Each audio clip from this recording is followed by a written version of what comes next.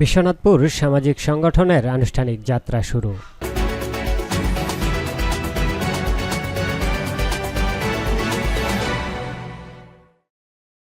বগুড়ার সোনাতলায় বিশ্বনাথপুর সামাজিক সংগঠনের আনুষ্ঠানিক যাত্রা শুরু হয়েছে।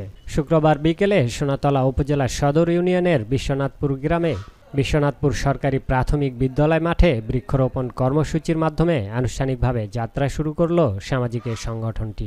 এ উপলক্ষে বিশ্বনাথপুর সরকারি প্রাথমিক বিদ্যালয়ে সংগঠনটির সভাপতি সোহানুর রহমানের সভাপতিত্বে অনুষ্ঠানে অতিথি হিসেবে উপস্থিত ছিলেন শিক্ষক Abdul Latif, free volunteers of বাংলাদেশের চেয়ারম্যান শিমন আহমেদ বাদল, আলোর প্রদীপ চেয়ারম্যান এম মেহেরুল, স্থানীয় সুধীজন মোনারুল ইসলাম পলাশ, সহসভাপতি রকিবুল হাসান রকন, সংগঠনটির সাধারণ সম্পাদক আনিসুর রহমান, যুগ্ম সাধারণ সম্পাদক মেহেদি হাসান, সাংগঠনিক সম্পাদক শাওন, প্রচার সম্পাদক আহসান হাবিব, সদস্য আকাশ, শান্ত, রাব্বি, আশিক, রাশেদ, ফয়সাল, নাইম, আলামিন, সৌরভ, স্বাধীন, ফয়সাল, মমিন, শাহাদত, কনক ও মাহফুজ।